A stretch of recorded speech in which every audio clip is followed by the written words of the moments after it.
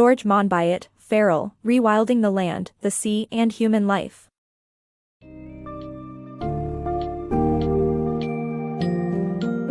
Get ready to dive into the fascinating world of rewilding as we explore the book Feral, Rewilding the Land, the Sea, and Human Life by George Monbiot. In this summary, we will delve into the author's experiences in Brazil and Kenya, his interactions with indigenous tribes, and the lessons he derived from their lifestyles. We will also discuss the concept of rewilding, a revolutionary approach to preserving nature and wildlife. By designating specific areas for nature to thrive undisturbed, we can restore ecological balance and diminish our environmental boredom. All this and more awaits you in the forthcoming summary.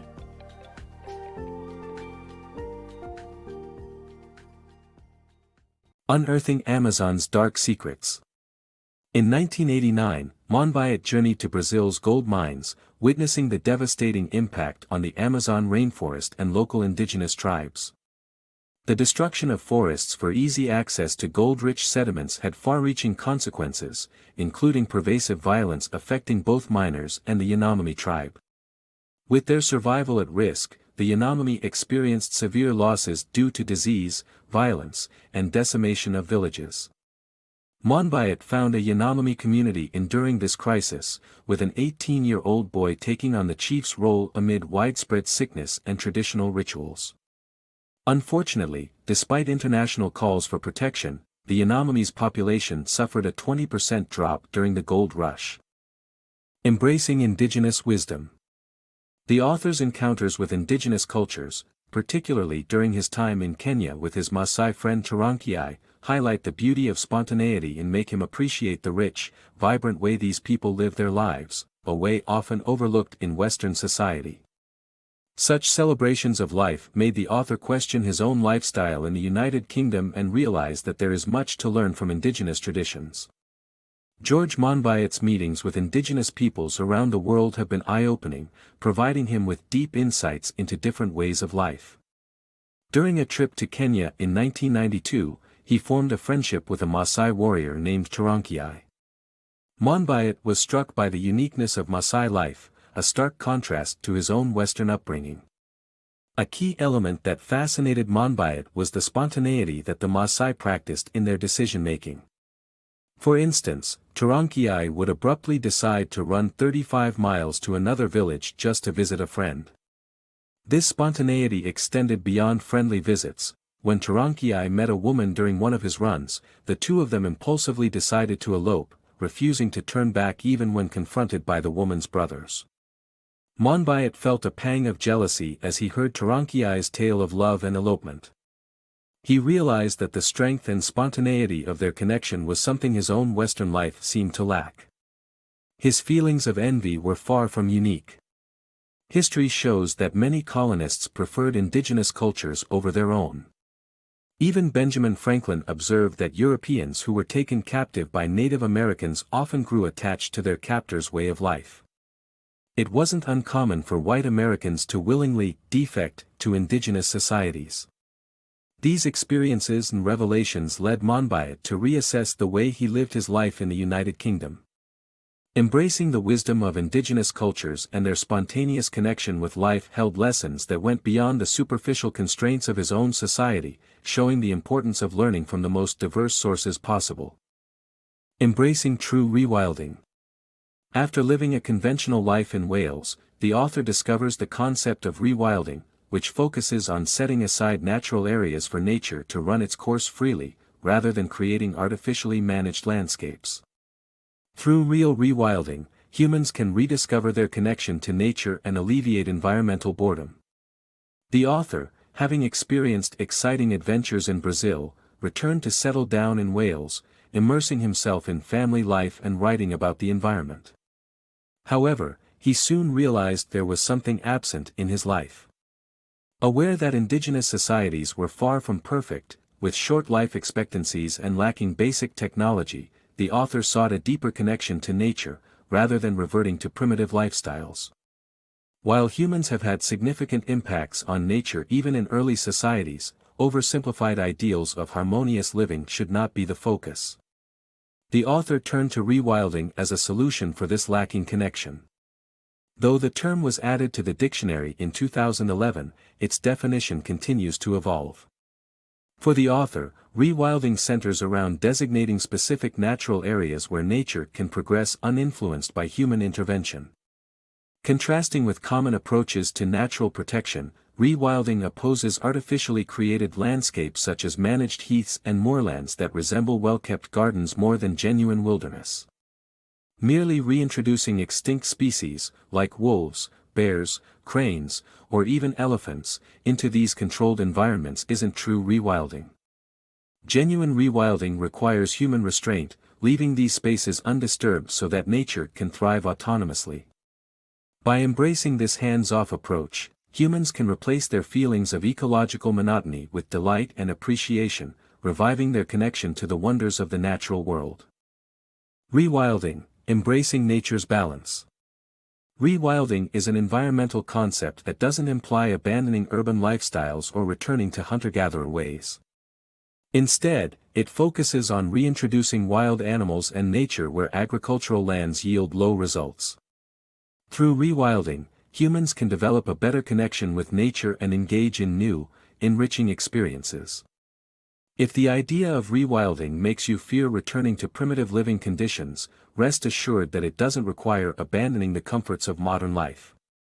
Rather than advocating for a return to hunter-gatherer ways, rewilding embraces humanity's coexistence with wild nature to support a holistic, sustainable environment. The truth is, our planet could not tolerate a complete return to hunter-gatherer systems due to the expansive global population. For instance, a study by Christopher Smith in 1992 revealed that during the Mesolithic period, the British Isles could only sustain a population of about 5,000 due to limited food supplies. In comparison, modern farming practices and technology have enabled us to feed millions of people, which cannot be overlooked. Instead, rewilding seeks to revitalize the relationship between humans, wildlife, and their environments. This approach involves designating specific areas, such as low-yield farming lands or mountainous regions, as rewilding initiatives. Places that rely heavily on agricultural subsidies, for instance, could make a significant impact by returning the land to its wild origins. Rewilding is not exclusionary, in fact, it encourages human interaction with natural habitats and the reintroduction of species like wolves, wildcats, beavers, and wild boar. Our ancestors once coexisted with these wildlife neighbors, and by reconnecting with this lost heritage, we can stimulate the growth of new physical and mental faculties. Ultimately, rewilding aims to create diverse, unpredictable environments that enrich the human experience while nurturing a sustainable balance between civilization and nature. The vanishing marine life. There's a unique sense of splendor being aboard a fishing boat in the open sea, surrounded by nature's untamed beauty. However, the devastating effects of overfishing can no longer be ignored as fish populations decrease and the size of mackerel shoals diminish. Despite what some environmental organizations say, this decline speaks volumes about our decreasing ecological standards. Although the wild experiences and adventures of fishing trips still offer excitement, it's essential that we pay attention to the deteriorating marine life and work toward sustainable practices. Rewilding through ancient footprints. Delving into the soil beneath us can reveal more than just an assortment of worms and insects, it can also provide insights into human history and the environment. The Severn Estuary in Wales is a prime example, where archaeologists discovered an 8,000-year-old fossilized saltmarsh with impressively preserved footprints. These tracks told stories of teenagers following deer, young children playing and foraging, as well as the presence of cranes, large birds that went extinct in Britain during the 17th century. Uncovering these ancient footprints has led to successful attempts in reintroducing cranes to the wild, embellishing the value of archaeology in guiding our approach to rewilding and conservation. Mysterious wildcats of Britain. A policeman's sighting of a wildcat in Wales is by no means an exceptional occurrence. Thousands of people, including wildlife professionals, report encounters with such creatures in Britain each year. Marilee Harpa, an author and illustrator, suggests that these mysterious felines are likely melanistic leopards, the black variant of the spotted species. While definitive evidence of their existence remains elusive, the persistence of their sightings embodies a yearning for more thrilling, wilder times, indicative of the human psyche's need for excitement, danger, and unpredictable elements that have faded from our increasingly tame world. In Wales, a policeman named Michael Disney claimed to have seen a large wildcat on the prowl, and he is not alone. Every year, numerous others report similar encounters across Britain. Local legends, such as the Beast of Barnet and Crystal Palace Puma of London, feed into this phenomenon. In her book Mystery Big Cats, Marilee Harpa explores the topic and notes that wildlife professionals, including zoologists and gamekeepers, are among the eyewitnesses. This lends more credibility to the possibility of unknown felines roaming the British landscape. Based on their descriptions, Harpa posits these alleged felines could be melanistic leopards, a rare black variant of the spotted leopard. While experts remain skeptical due to a lack of solid evidence like tracks or fur samples, the persistence and prevalence of these sightings are remarkable. It raises questions about whether the ongoing fascination with mysterious feline predators reflects a deeper nostalgia for wilder times. With much of our world tamed and predictable, humans may simply long for a closeness to untamed nature and the excitement that comes from sharing an environment with deadly and unpredictable animals. The endless intrigue and search for proof of these elusive felines provide a fascinating glimpse into our human psyche, longing for an element of danger and unpredictability that is currently absent from our modern, regulated lives.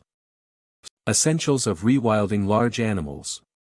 Large animals like wolves, bears, lynxes, and wild boars are more than just emblems of the wilderness, they play crucial roles in maintaining local ecosystems. The health of these ecosystems relies on the diversity born of the presence of these animals, such as wild boars contributing to the survival of numerous flower species in the Białowieża forest in Poland.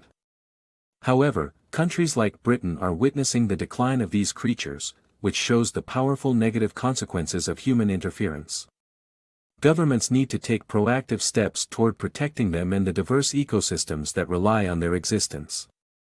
Individuals simply can't be entrusted with such responsibility, as preservation should be a collective effort. As large animals continue to face risks such as habitat loss, hunting, and lack of diversity, it becomes essential for governments to responsibly engage in their protection. The need for intervention is well illustrated by the example of wild boars in Britain. Once a symbol of flourishing ecosystems, these animals now face extinction in the country, as uniform vegetation overrides their natural habitats. In contrast, the Białowieża forest in Poland exhibits a rich variety of flower species, a result of the presence of healthy wild boar populations. These boars not only maintain balance in the ecosystem but create new mini-habitats by digging into the earth, allowing other species to thrive. This environmental decline is not limited to the remote countryside. With much of the UK's forests presenting a single dominant species, the problem is evident everywhere. This uniformity in vegetation is an alarming indication of failing ecosystems. To preserve the once plentiful biodiversity of lands and the crucial roles these large animals hold, governments must step in. The current system in the UK, placing the decision to protect or eliminate wild boar populations in the hands of individual landowners, has proved ineffective. When personal interests supersede environmental concerns, it threatens not only these animals but the ecosystem and its intrinsic values as a whole. Rethinking conservation and rewilding. It's crucial to reevaluate our approach to conservation and rewilding nature. Presently, conservationists categorize species as good and bad, leading to artificial habitats disconnected from their original wild state. We need to stop preserving such unnatural environments and allow nature to regain its balance. This entails limiting human intervention in wild spaces and reintroducing predators to manage certain species. Gradually, we can transform monoculture landscapes into rich and diverse ecosystems teeming with life. Traditional conservation methods involve categorizing species as good or bad, preserving some while containing or eliminating others. However, this approach often results in the maintenance of artificial ecosystems created through agriculture or other human activities, far from their original wilderness state. To restore nature, we must first rethink our conservation strategies. Allowing nature to rediscover its balance means minimizing human intervention and nurturing the development of wild spaces. For instance, the uniform grasslands of England offer limited ecological diversity as a result of extensive sheep farming. These landscapes provide optimal living conditions for only a handful of species and bear little resemblance to the vibrant wilderness that originally prevailed. Moreover, sheep, which were introduced to Britain from Mesopotamia and lack natural predators in their adopted environment, pose an ecological imbalance. To counter this, rewilding nature involves reducing sheep farming and reintroducing predators to manage species populations more effectively. Transforming these landscapes and prioritizing the rewilding process requires time and patience, but the potential benefits are enormous. Such efforts will gradually give way to more verdant and varied ecosystems, teeming with life and considerably richer than the monotonous grasslands that currently dominate. Embracing a new perspective on conservation and supporting nature's quest for equilibrium is essential. This shift allows for the revitalization and preservation of diverse ecosystems, enhancing the beauty and wildness of our planet for generations to come.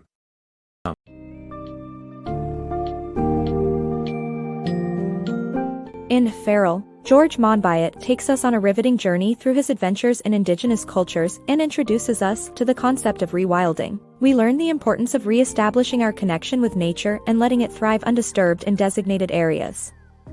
Through this process, we can restore ecological balance and bring back diverse wildlife, including large predators, into natural habitats. By re-evaluating our conservation methods and allowing nature to find its balance, we take a crucial step towards a more verdant and varied world. Embrace the call of the wild and let rewilding revolutionize the way we view our environment.